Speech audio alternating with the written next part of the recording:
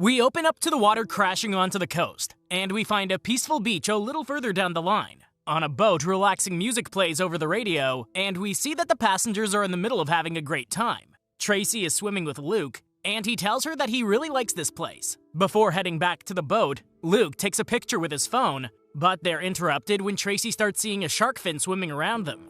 Luke calms her down as best as he can, and they start swimming back to the boat. The shark is close behind them, but when Tracy gets to the boat, she looks behind her to find that Luke is getting eaten.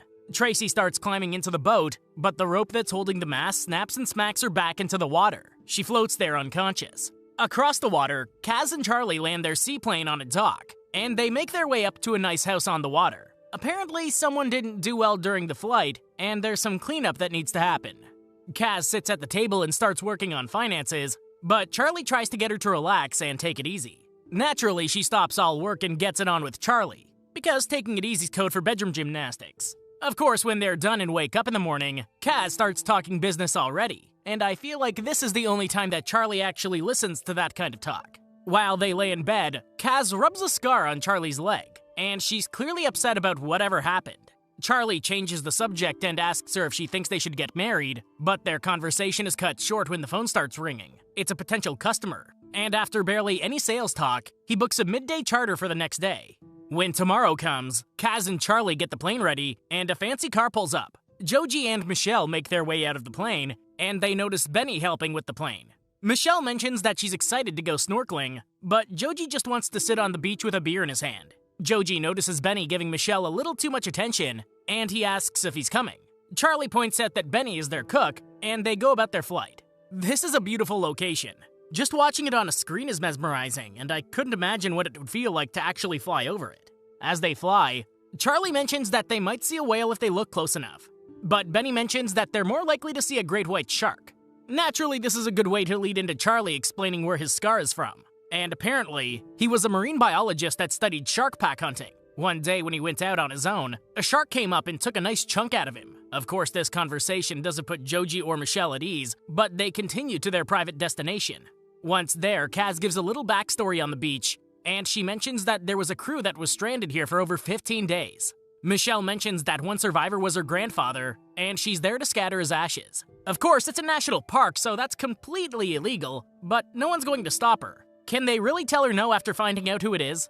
As Kaz and Charlie walk the beach, Kaz brings up the conversation of them getting married, but Charlie interrupts her when he spots some dolphins. Then Kaz decides to drop the pregnancy bomb on Charlie, and he's a little speechless. Kaz thinks that after they get back from this trip, they should get married, and Charlie couldn't be happier. Well, we know someone's not going to make it back alive now. Look at that, right on cue. Benny comes to get Kaz and Charlie, and they find Joji consoling Michelle on the beach. Joji points to a spot on the beach, and when they investigate it, they find a rotten corpse with his legs eaten off. When Charlie sees this, he gets a flashback to the attack he survived, and they know exactly what they're dealing with. Kaz says that they have to cut the trip short, and Charlie seems to agree with her. Kaz finds the corpse's phone, and it turns out to be Luke. She uses his fingerprint to unlock the phone, and Benny covers him with his shirt. Kaz goes through the pictures on the phone, and they can confirm it was a shark attack. Benny mentions that Luke's boat should still be around the area, and he thinks that Tracy could still be alive and needing help. Joji's a little scaredy cat, but he's talking sense. He mentions that they don't even know where to start looking, but they also have a plane. A bird's eye view does make something like search and rescue way more manageable. With 45 minutes fuel reserve, Charlie takes them up, and he has everyone keep an eye out for the boat. Eventually, Michelle spots a boat that's capsized, and Charlie lands the plane nearby. Benny thinks that they should jump in to take a look, but Kaz doesn't think that they can afford to lose Charlie since he's the pilot. Benny decides that he'll go instead, and he jumps in without hesitation. When Benny goes under, he searches the entire boat, and he loses it when he finds Tracy's half-eaten body. He swims back to the surface, and he goes as quickly as he can to the plane. Kaz thinks that it's time to go, and everyone hops in their seat. It can't be that easy. And look at that! This shark straight up attacks the entire plane. Their best chance is the inflatable life raft, and I'm not really sure that's going to do anything. That shark just took out an entire seaplane. That thing could pop the raft in a matter of seconds. Joji believes the same thing, and he almost refuses to leave the plane. Luckily for him, he comes to his senses and jumps in the raft at the last second. All of them watch as the plane sinks to the bottom, and now they're stranded in the middle of the water. Kaz bandages Benny as best as she can, and Joji asks if Charlie was able to get a mayday out before he left the plane. Charlie isn't sure, and now they realize just how screwed they really are.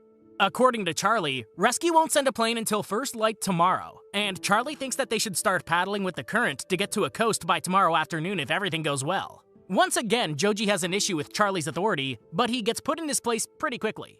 Michelle asks the right questions. She's more concerned about the shark, if anything. I think floating around in a raft for a day or two is much more manageable than dealing with a psycho shark that took out a boat and plane.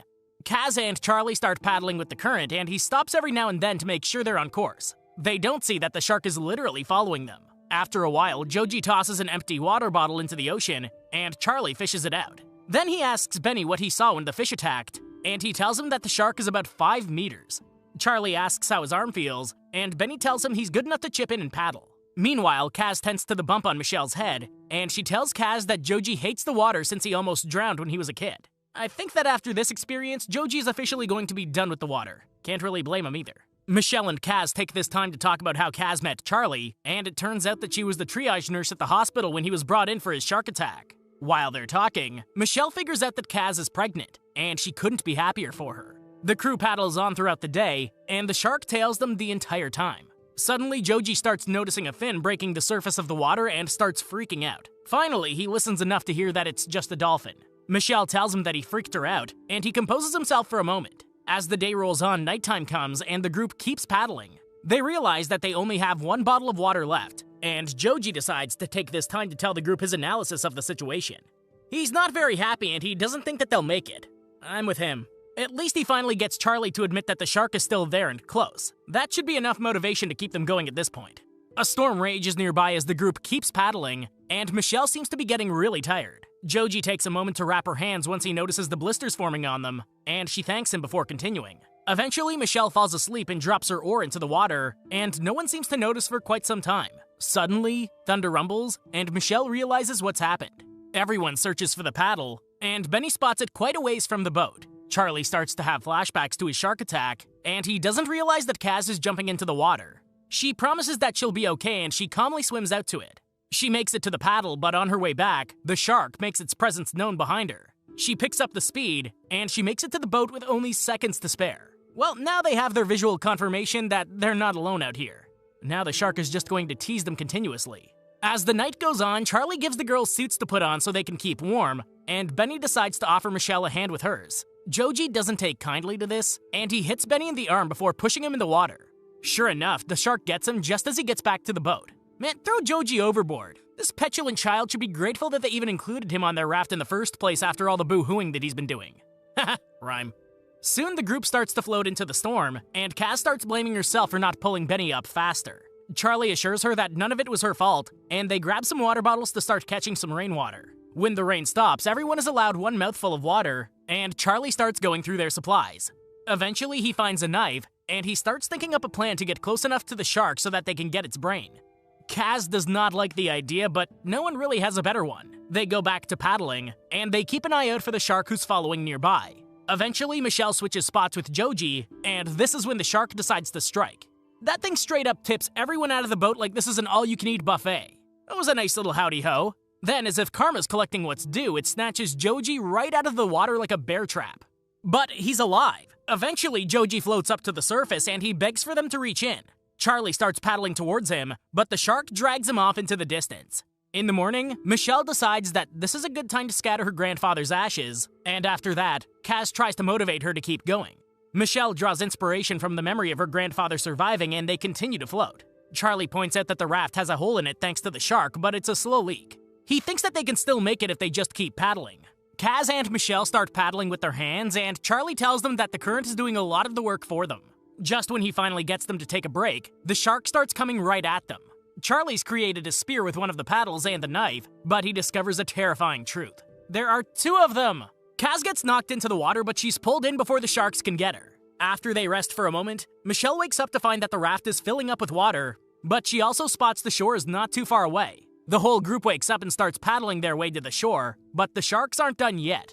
After assessing their situation, they realize that the raft isn't going to make it to the shore, and Charlie gets ready to face the sharks on his own.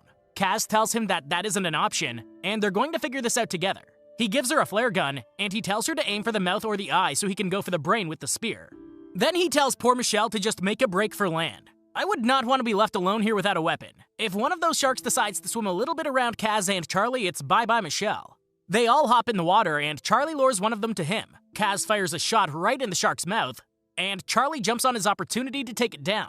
Eventually, he does just that, and they catch their breath for a moment. Meanwhile, Michelle makes it to a chunk of solid ground, and the shark turns around to go after Charlie and Kaz.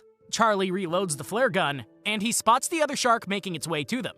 He holds Kaz close to him as he tells her that he loves her, and he pushes away from her to face the shark. He fires a shot that misses, and the shark takes him. Kaz screams in horror, but she eventually makes it to the ground that Michelle's sitting on. Once Michelle realizes that Charlie isn't coming up, she holds Kaz while she sobs. The shark knocks both of the women into the water, and Kaz tells Michelle to make a break for the shore. While Michelle swims, Kaz dives underwater to lure the shark, and she leads it through an underwater shipwreck. It manages to break into the ship, but falling debris traps it.